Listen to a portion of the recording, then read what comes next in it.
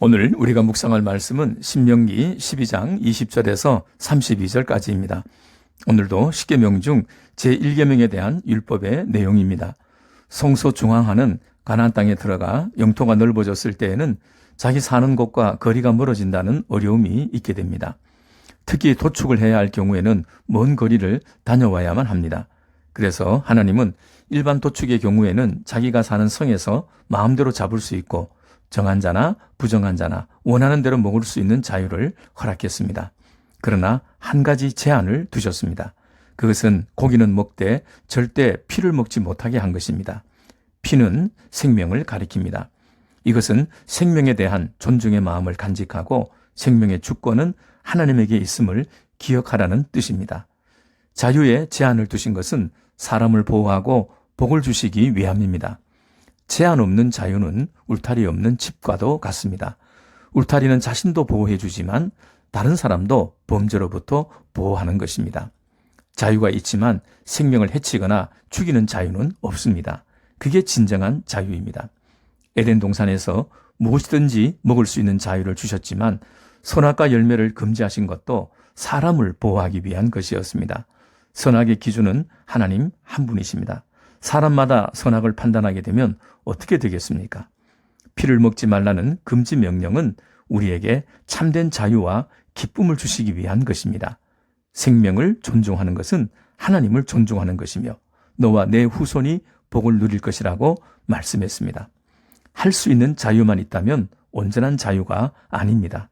할 수 있는 자유와 똑같이 하지 않을 자유도 귀중하게 여기는 것이 진정한 자유입니다. 그러나 하나님께 드리기 위한 제물의 경우에는 반드시 하나님이 정하신 성소에서만 드리도록 했습니다. 비록 거리가 멀어도 자기 소견에 옳은 대로 하지 말고 반드시 정한 곳에서 잡고 거기에서 먹는데 정한 자만, 깨끗한 자만 먹게 했습니다. 그리고 피는 하나님의 것이니 먹지 말고 제단에 부으라고 했습니다.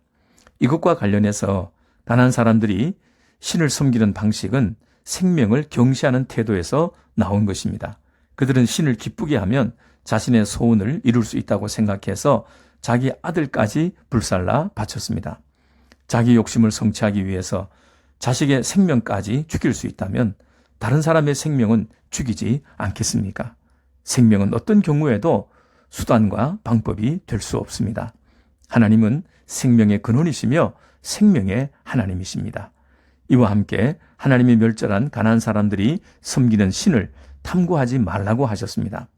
이스라엘 백성들은 양과 염소를 키우는 목축이 그들의 생업이었습니다.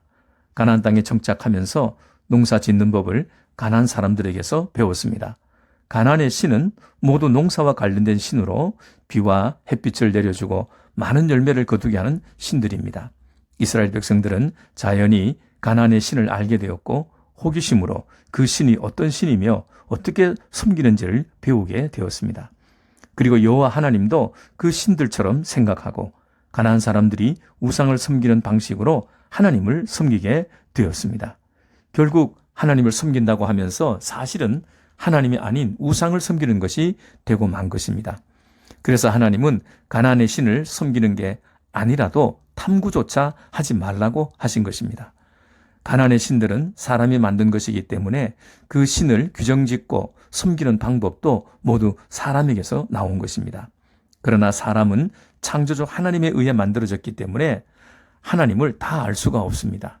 그래서 하나님의 이름과 영광에 합당한 예배를 드리려면 어떻게 해야 할지 사람은 알 수가 없기 때문에 하나님이 모든 것을 정해 주셨습니다. 정한 장소, 정한 제물, 정한 방법, 정한 날, 정한 사람 등등. 이 모든 것은 신약에 와서 예수 그리스도 안에서 다 이루어지게 됩니다. 예수 그리스도가 빠진 예배는 사람이 자기 소견에 옳은 대로 드리는 우상의 예배와 같습니다. 예수님은 신령과 진리로 예배 드릴 것을 말씀했습니다. 우리 마음대로 원하는 대로 할 수가 없습니다. 예배에서 우리의 열정과 정성보다 더 중요한 것은 순종입니다. 하나님이 가나안 신을 탐구하지 말라고 하셨는데 굳이 자신이 연구해보고 경험해보고 난 뒤에 그 악함을 확인해 볼 필요는 없습니다. 그것은 어리석은 일입니다. 주님의 말씀을 가감없이 믿고 순종하는 것이 하나님을 경외하고 사랑하는 것입니다. 그럴 때 가나안은 위협이나 유혹의 땅이 아니라 하나님의 축복이 될 것입니다. 도축을 어디서 해야 하고 가나안 사람들이 우상을 섬기듯이 하나님을 그런 식으로 예배하지 말라는 말씀은 어떻게 보면 사소하고 작은 일처럼 여겨질 수 있습니다.